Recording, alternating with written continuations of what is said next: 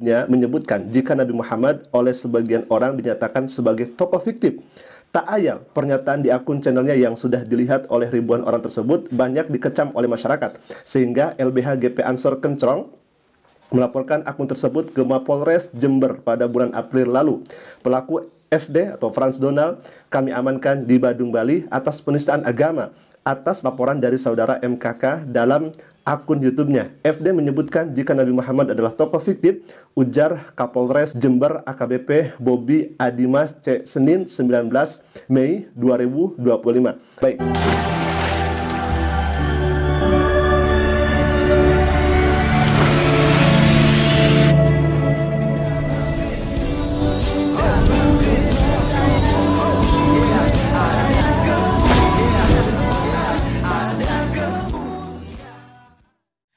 Bismillah abi wal ibni wal ruhil kudus illahu wahid. Demi nama Bapa, Putra dan Roh Kudus, Allah yang Esa. Teman-teman sekalian, pada kesempatan kali ini kita akan bahas seperti di cuplikan, di mana Frans Donald ya, atau Frans Ignatius kalau nggak salah ya nama aslinya, itu telah diamankan oleh pihak kepolisian ya. Ini baru viral di 1 hari yang lalu atau 2 hari yang lalu, teman-teman sekalian, tentang penangkapannya. Dia ditangkap karena apa? Karena di akun YouTube-nya yaitu Warta Kabar Baik itu mengatakan bahwa Nabi Muhammad itu tokoh fiktif, ya. Sehingga teman-teman sekalian, dalam hal inilah dia kena pasal Undang-Undang ITE dan tentu saja akan dijerat hukum. Kita tidak tahu berapa tahun nantinya akan ikut persidangan-persidangan. Nah, yang menarik di sini adalah ketika orang Kristen, teman-teman sekalian ya, tanggapan saya begini. Ketika orang Kristen yang membahas agama Islam, ya salah sedikit atau mungkin memojokkan Islam, itu sudah pasti dianggap sebagai penistaan. Tapi ketika mereka mengatakan bahwa Yesus Kristus bukan Tuhan, ya kan? Yesus Kristus tidak disalib, Yesus Kristus itu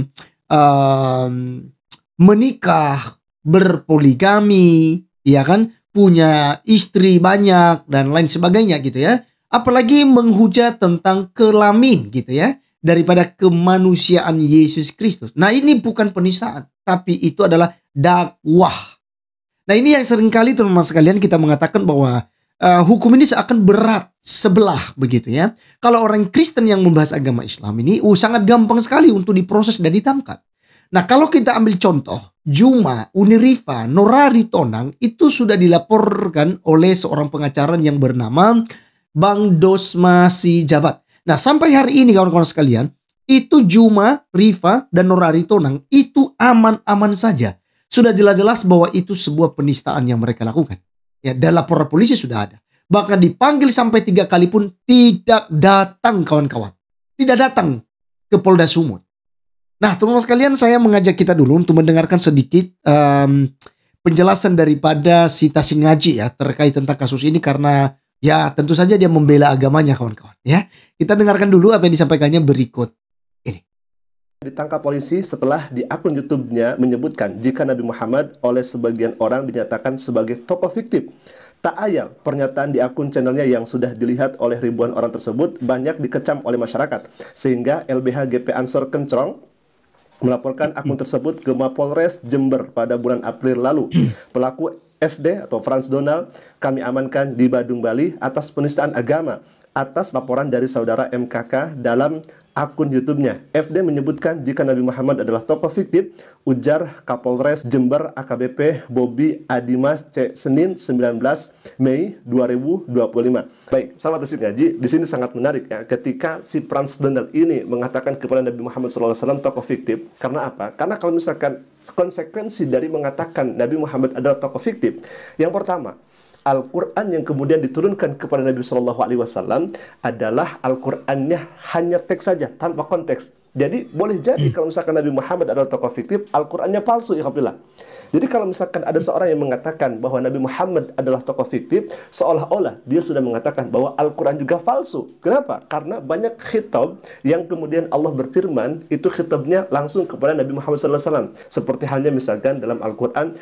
Oke, kawan-kawan, kita akan lihat ya narasi daripada Sita Singaji ini kawan-kawan. Ya, sebenarnya tidak ada masalah ya ketika dia menyampaikan hal itu. Nah, ini saya selalu katakan kawan-kawan bahwa teman-teman Islam ini seharusnya mengcounter seperti yang dilakukan oleh Tasing Ngaji. Jika memang merasa bahwa nabinya itu bukan tokoh fiktif seperti yang dikatakan oleh siapa ini? Oleh Donald, apa namanya itu, Franz Donald. Seharusnya di counter dong, dijawab saja atau mungkin ajak diskusi. Gitu. Jadi nggak perlu main-main lapor. Gitu. Nah, perlu dilaporkan ke pihak kepolisian. Silakan Anda buktikan saja, Anda diskusi. Seperti Tasing Ngaji ini menjelaskan. Jadi alangkah lebih bagusnya Tasing Ngaji ini yang memberikan jawaban-jawaban ini ketika misalnya membantah video daripada si Franz Donald. Jadi nggak perlu ada main polisi kawan-kawan. Makanya selalu kita katakan bahwa sedikit-sedikit apologet Kristen ini langsung ditangkap, langsung diamankan ketika menyinggung Islam, begitu. Tapi kalau orang Islam, ya, seperti Juma, Uni Rifa, ya kan, Nandar, Julius HMC, ya, Nora Aritonang, Faruk Sianipar, dan masih banyak lagi debater-debater Islam yang tiap hari menghina tentang Yesus Kristus, ya. Dan kita bicara tentang mereka yang sudah dilaporkan kawan-kawan. Sampai hari ini itu malahan ikut prosedur hukum loh. Tidak main tangkap begitu saja. Ada panggilan pertama, ada panggilan kedua, ada panggilan ketiga. Dan mereka tidak pernah menghadiri itu. Polisi tidak bertindak loh. Polisi tidak langsung menangkap loh. Tentu ada prosedur-prosedur lain. Ada cara lain lagi yang lebih halus, yang lebih sopan barangkali begitu ya untuk memanggil mereka. Iya kan? Jadi ini cukup apa namanya ya teman-teman ya? Memiliki perbedaan yang ya setinggi langit dari bumi seperti itu gitu. Ketika orang Kristen yang dianggap menista agama dilaporkan, ya bisa jadi hari itu juga pun akan dijemput. Tapi kalau mereka, aduh syukur-syukur kalau diproses kawan-kawan. Ya. Syukur-syukur. Karena kita tahu sampai pada hari ini. Kasusnya Juma, Uni Rifa, Nora Aritonang. Itu nggak jalan-jalan tuh. Ya. Dan kita tidak pernah melihat mereka ini sudah dipanggil oleh pihak kepolisian. Ya. Nah jadi teman-teman sekalian. Ya jika memang ketika Franz Donald mengatakan bahwa Nabi Muhammad itu begini. Lalu misalnya ya tidak benar. Ya silakan. Gitu loh. Silakan di counter. Silakan diluruskan gitu. Seperti yang kami lakukan selama ini kan seperti itu. Nah ini justru ya langsung main polisi, langsung lapor, langsung jemput, ya kan? Langsung ditetapkan sebagai tersangka, langsung diborgol. Sehingga ya undang-undang yang tentu saja itu mengizinkan untuk kita bebas berpendapat kawan-kawan, ya itu nggak berlaku lagi pada akhirnya. Ya. Jadi kayak kami ini orang-orang Kristen pada akhirnya itu mungkin diminta diam saja gitu. Tenang saja, tutup mulut. Ya. Mau bicara apapun kalian terhadap tentang kekristenan, kami enggak boleh imbangin, kami enggak boleh juga tanya gitu tentang iman Islam. Ya. Kami diam jalah, kamu didahina, kamu kamu tenang saja gitu. Karena itu dakwah.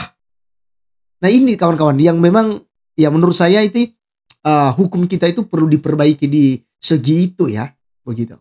Kalau memang mau seadil-adilnya, ya semua yang membahas agama, silakan diproses, baik dari pihak Islam, pihak Kristen diproses dong, ya. Terlebih dengan yang sudah masuk laporan ini, ada 3 orang yang belum diproses. Kalau si kemarin itu ya, si Ratu Entok sudah, tapi 3 orang lagi kawan-kawan. Kenapa nggak diproses? Kenapa nggak ditangkap sampai sekarang? Gitu. Kenapa ketika Franz Donald ini kenapa cepat? Si anak Batak kenapa cepat prosesnya? Nah ini kawan-kawan sekalian yang kita mau suarakan itu. Ya, kita ini harusnya sama di mata hukum. Ya.